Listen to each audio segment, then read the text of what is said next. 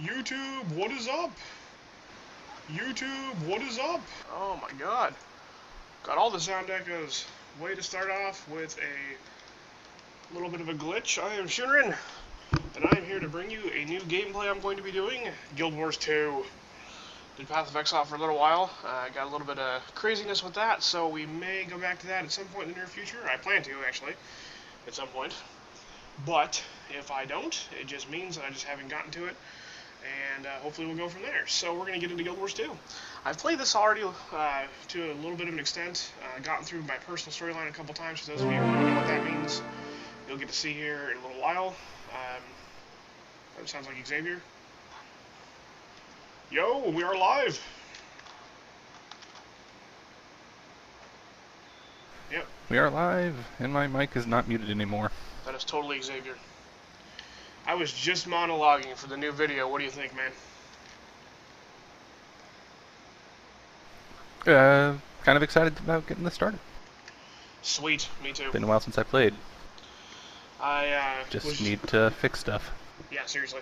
I was just explaining for the video purposes that we were having a little bit of a lull in Path of Exile due to some random shenanigans.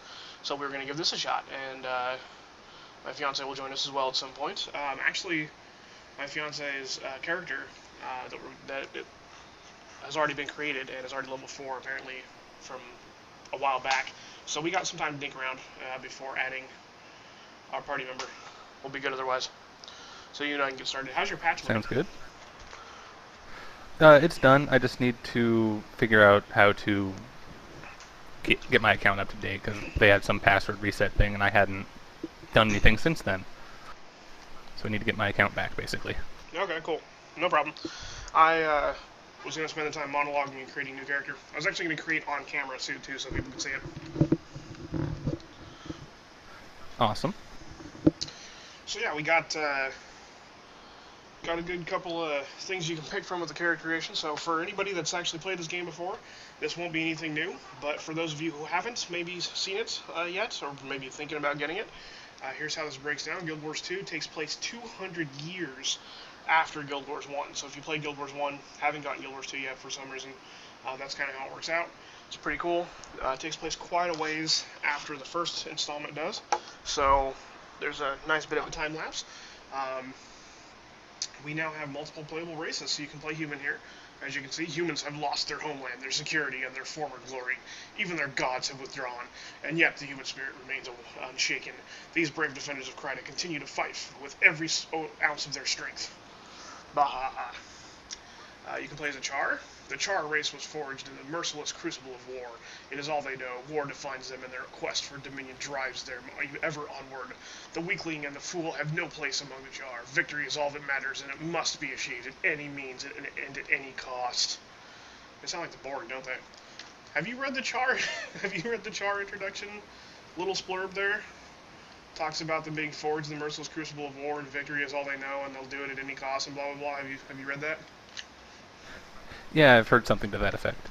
I was reading it for the benefit of the YouTubes, and I was sitting here going, man, they sound a lot like the Borg, don't they? Just, you know, except for plus emotion, or at least plus rage. The Norn. Yeah, they kind of do. I like that the Norn are playable from the first game now too. The race of towering hunters experienced a great defeat when the Ice Dragon drove them from their glacial homeland. Nevertheless, they won't let one lost battle, however punishing, dampen their enthusiasm for life and the hunt. They know that only the ultimate victor achieves legendary rewards. How much of the first one did you play, Xavier? Not very much. I played it in I think it was, they had some alpha test for the original thing, and then I got into the beta test, and I didn't like the direction they took it from the alpha, and I didn't really get into Guild Wars 1. We played Guild Wars 1 a lot for a long time. My fiance's brother actually was the first one of all of our friends that ever picked it up, and one day he was playing it. Like, he was my best friend. I actually met my fiance through him, and he's like my best friend ever kind of thing. So like, I went over to hang out with him one day. He's like, hey, look, check this out. Guild Wars 1, it's pretty cool. And I'm like, wow, this is pretty cool. So I picked it up, and then fiance picked it up after that. I'm going to keep saying fiance, by the way, because I'm not sure yet what screen name I'm supposed to be referencing, because has like 4 of them. But anyway, um, so fiance's brother was playing it, and I was like, yeah, that's pretty cool. So we picked it up, and then the 3 of us had it, and we played for a long time as like a sort of a little 3-person setup, and then my brother and a couple of my friends got into it, and then we slowly dragged Clyde into it after that, and then due to unfortunate circumstances, fiance's brother passed on, and so that kind of killed Guild Wars 1 for us. But Guild Wars 2 was a good enough way to sort of revive things. I mean, it was entertaining enough. If you need expose and storyline, I know about as much as this as you and Clyde probably know about Warcraft or WoW. So if you want filler bits of information, then I can give that to you. Awesome. If I have questions, I won't hesitate to ask. Like, why the hell is this rock here? That's right, and I will answer. Probably because some Lord kicked it over there. You're no geologist. You can't tell me the history of rocks. Damn it, Jim. I'm a warrior, not a geologist. Asurans. These alchemical inventors may be short in stature, but they're intellectual giants among the Asurans. It is not the strong who survive, but the clever. Other races believe they should rule by virtue of their power and strength, but they're deluding themselves. In due time, all will serve the Asura. Asuras are the gnomes of Guild Wars 2. They're really short and they're know-it-alls, except for they're way snobbier than gnomes. Oh my god. Yeah, I kind of got that feel.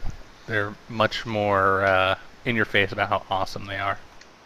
Yeah, they compliment themselves and tell themselves that they're geniuses all the time. Which, to be completely honest, they are. I mean, they got giant brains. And then there's the plant people, the Sylvari. Sylvari are not born. They awaken beneath a pale tree with knowledge gleaned in their pre-life dream. These noble beings travel seeking adventure and pursuing quests. They struggle to balance curiosity with duty, eagerness with chivalry, and warfare with honor. Magic and mystery entwined to shape the future of this race that has so recently appeared. The Sylvari, basically, their mannerisms and the way that they look and act are quite elvish, if you want to think of it that way. Except they're plant people, so obviously they aren't elves, but they're plants. But they do have pointed ears. Most of them have pointed ears. Except if you think of elves, think of like elves that have the sensibilities of a newborn in terms of in terms of curiosity and knowledge. I mean, they thirst for knowledge and they run around with an extreme innocence about them. Because the first Sylvari, in terms of game time, remember I said Guild Wars 1 was 200 years previous? In terms of game time, the first Sylvari literally sprang into existence 20 years ago from present day in game. So they are an extremely young race. Cool. So if you hear the term in game, as we're running around, if you hear the term firstborn, they're talking about, it's like a title, it's the first generation of Sylvari.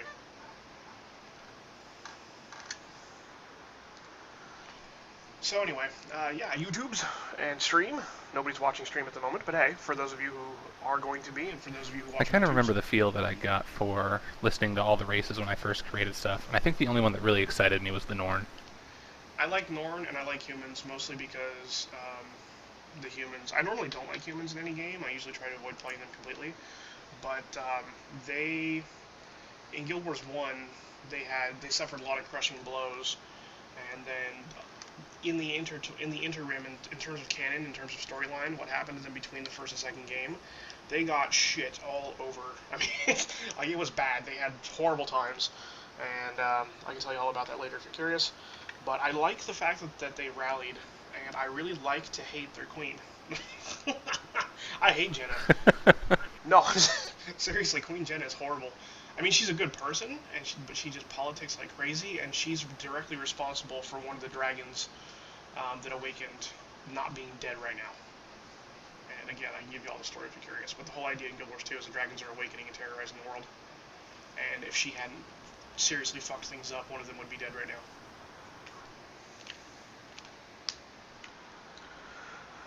So yeah, anyway, YouTube. Who made her queen? Shake fist. She was born into it. It's a monarchy. Then I'll blame her parents. Yeah, sour about that monarchy. So, So yeah, YouTube's we are going to be doing Guild Wars, and To make comparisons to other MMO games, the Horde's doing something about that. They're crazy-ass monarch. Kill the bastard. yeah, seriously. Oh my god, if only humans were more like that. They're savage and can be extremely crude at times, but they don't outright kill their own rulers like that. At least not in mass. I mean, yeah, there's assassins and stuff, but they don't like as a mass get angry and overthrow it often. It's not like something that boils under your mind a lot. So yeah, we're gonna do Guild Wars 2, and not sure what I'm gonna create quite yet. Xavier's gonna play with me. Okay, I think I got everything sorted with my account stuff. Gonna get my fiance up Just here. waiting for the thing to load now. We are going to. I'm gonna break this into segments. I'm gonna stream this. Probably to deafen me as well. This is just for your information, YouTube. This is going to be completely uncut, completely unaltered. I'm just gonna straight stream this and record as I go and just cut it into chunks. So there's probably not gonna be a lot in terms of the way of like scene transitions between episodes. So if something, I'll try not to cut things off in the middle if I can avoid it. Of doing things like if we're in like a big run of some kind, doing like a dungeon, or if we're doing, you know, a big quest line or something like that, or storyline, I'll try not to cut off in the middle of it. But you know, things might happen weirdly. So I'm not gonna edit this or anything. So I want everybody to see this Which game homeworld were you on? completely. I haven't actually created yet. You said you liked the Norn. Were you gonna go with Norn? I'm thinking so. Oh, do you mean server? Yes, server. Oh, Northern Shiverpigs.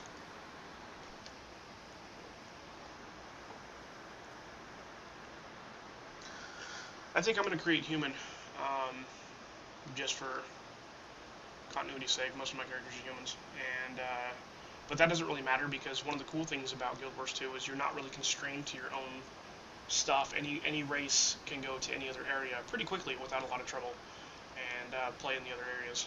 So you're not really constrained by your storyline. The questing storylines that you see in most games is bound to your character as a person. You do your own personal storyline quest missions to advance your storyline, quote unquote, but you can really go play in any of the zones you want to. Everything's linked by portals and stuff, so you can come to me or I can go to you. Either way. I'd much rather actually go play in the Northern area because I haven't done that much. I've done it a little bit. I think I've run through there once or twice. Alright. Alright, let's get this show I'll go ahead going. and create a Norn kind of guy then so we can start doing that. Cool beans. I'm creating a thief, I think. I'm going to go with doing a high damage thief. I think I'm going to work out a crit dagger build.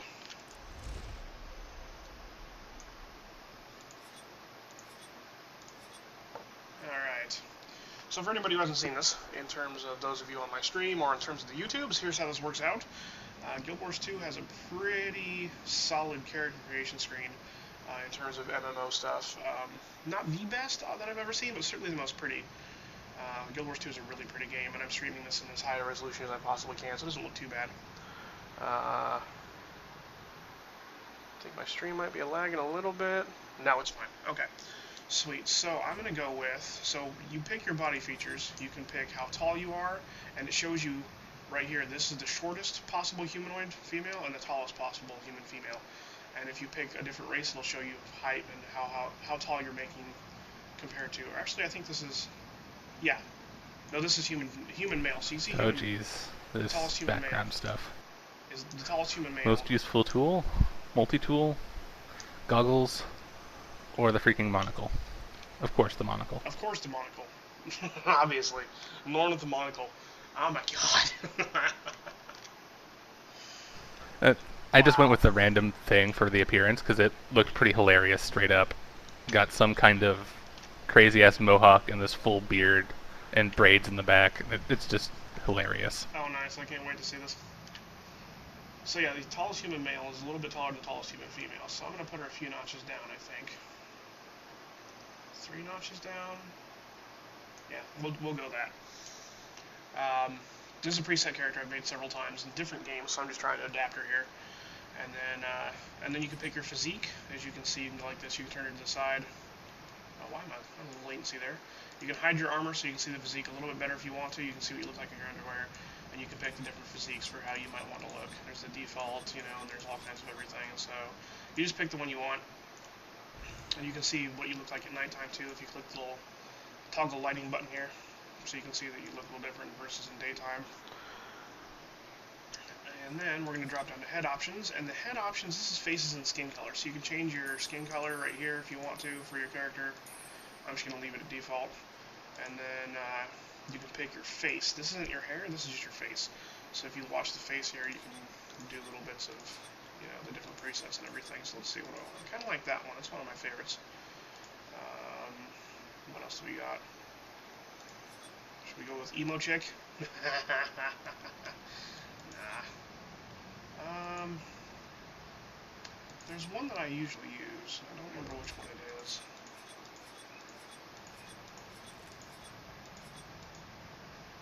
Let's see.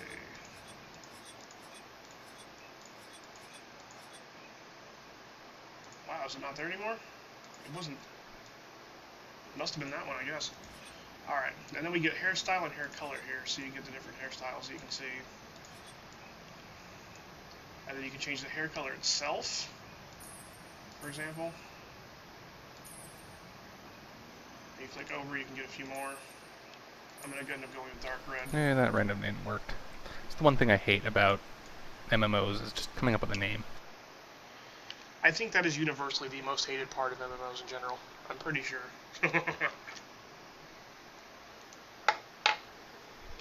Because everybody has those couple names that they use frequently, and then those are always, of course, they're always taken, right? So.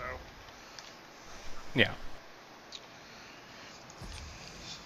Oh, let's see here. I'm kind of fond of this hair. This is probably my favorite. Oh, you can change the accessory color here too. So, you know, this is probably my favorite hair at the moment. I'm hoping an expansion releases another one, but I've already got a character with that hair. I don't want to double up if I can avoid it. I'm just not fond of most of these hairs, so I might end up having to double up.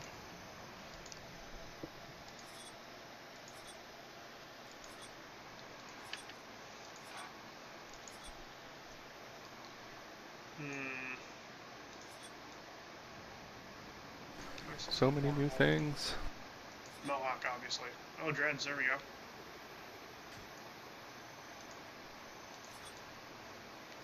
Yeah, I'm just going to just double up on this hair. Holy crap, that filled my inventory. I'm hoping Guild Wars at some point. You know, I'm hoping Guild Wars at some point comes out with extra hairstyles and stuff that you can pick, or maybe even buy in their store or something, because the default hairstyles, I'm just not a big fan of most of them. So, like, there's only like one or two that I like, and all my characters have all those same hairstyles. Kind of ridiculous. You're looking like, oh, they're all twins. No, they're not supposed to be. Just that all the hairs suck. Alright, eye angle. Here's the cool thing. Here's the advanced part of this character creation style. You can get the slider bars to take your eye angle however you want to. I like to have things tilted up just a little bit here. And by a little bit, I mean, of course, most of the way, apparently. Iris size. I like big irises, but if you don't, you can shrink these down to little tiny irises or all the way up. Damn it, I shouldn't have opened that thing. Eye size and height. Make the eyes a little bit bigger. And I logged in, I got this random thing called an achievement chest. It's like, oh, I wonder what this is. Probably just a whole bunch of, just a little bit of random loot. It filled my inventory with crap. Oh yeah, I hate that. It's ridiculous. There we go. That does something. I'm going to leave that right. Fortunately, though, it gave me a bag, so I can shove most of this in said bag. I'm having some crazy latency right now. What do we got here? Oh, there we go. Oh, I just did that one. Derp. Okay, eyebrow angle. You can tilt the eyebrows a little bit if you want to. Make her look pissed, make her look totally concerned. I'm just going to leave it in the middle. Maybe a little extra, a little higher. There we go. Elf without being elves. Eye width. I like little bigger eyes. I like deep eyes. I like deep eyes. I like that you can adjust like the slider bars for things like eyes and stuff like that, because I really like deep eyes. Probably my second favorite physical feature on a chick. have to tell it like it is. Not a big nose. Yep. Not a big nose person. I'm gonna shrink the nose a little bit, I think. Width and base. Yeah, just turn these. I think it's universally turn these down a little bit. Yeah, there we go. And for those of you who are familiar enough with MMOs, you might think, oh, you're just only gonna ever see the back of their head anyway. No, actually, the cutscenes are your personal storyline. There's a lot to it. So, alright, turn the lower lip down, and mouth width in general. There we go. That's what I like. Chin, I think I'm okay with the chin mostly. Let's just reduce the jaw width a little bit here. Lower jaw down a little bit.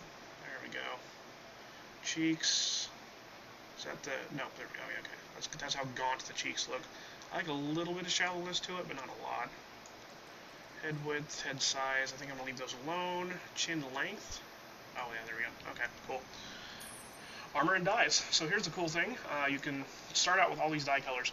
There's in-game, the way this works out is once you unlock a dye, you unlock the dye specifically for that character forever. You can reuse that dye color for that character. Only one dye per character. So if you find blue for a character, you have to find blue for another character later. They don't cross characters. So one dye unlocked on one character does not unlock it for other characters. However, once you unlock one dye color, that dye color is then usable on all armors forever. You don't have to find another blue dye. You don't need 10 blue dyes to dye all your armor, for example. It unlocks it. And you start out with these default colors for all your armor. So you can take in here, what I like to do is, this character I like to use red for the theme color for this character. So I'm going to just pick red stuff here mostly. Darker red. Actually, maybe ebony there. You get ebony, which is not really true black, but it's as close as you get. This is also ebony. What color? Oh, that's the Belton. Okay, yeah, we'll leave it like that. And then we're going to come down here, do lower pants. I'm going to do that mostly the darker red as well. Liking that. That's not bad. And the hat doesn't matter because I'm not going to be showing it, because you can hide your hat, which is a good thing, because, you know, I hate helping helmets. I'm one of those guys that has full armor and then is helmeted on everything else, so that's a good thing. There we go. I like that. Looking good. Alright, so now this is how you set up your personal storyline. With your character, these options, it asks you, once you get to step 5, it starts asking you questions about your character. And you get a question related to your character's class, you get a question related to your character's race, get a couple questions related to their background and stuff, and then things as you go. So you just answer these. So you say, in my line of work, this is the thief question. It is important to understand the power of blank. And these are your 3 options. So anonymity, my talents lie in the arts of stealth, infiltration, and escape. I do not draw attention to myself. To guard my identity, I hide my face behind a mask of darkness, which is this mask here you see. Or determination you can pick. It says, I mean business. I am the bruiser, the muscle, the bear you don't want to poke. My headband keeps my vision clear no matter how physical I get. And you can see now I've got a headband instead of a mask. Or subterfuge. A mask draws attention, and an undercovered face allows people to identify you. I prefer a more subtle subterfuge. A drawn hood lets me blend into the crowd, but no one knows I was there. And of course now we see you have a hood. In terms of gameplay style, this actually doesn't change very much. There's really not a whole lot this actually does in terms of gameplay. But it sets you up for style, and it sets you up for your personal storyline mission and certain rewards that you can get later on. But of course, it's not that big a deal because there is a armor transfiguration option that you get into later, and you'll see that once we get down to the game too much. This turns out to be a long intro. This whole episode 1 is just going to be me going through the creation, I swear. So that's not a big deal. I don't really care this question personally, so I'm just going to go ahead and go with the headband. Charles may follow me, but I use my blank to overcome it. This is a racial option. This is one of the humans. Ferocity is the fist. I'm ferocious. Threatening violence gets me further than anything else. I'm natural, though I do try to use my powers for imitation for good. Powers of intimidation for good. Imitation, wow. Dignity. I'm dignified even when up to my ears in mud. It's what makes people respect me. A serious, thoughtful demeanor is the route to success.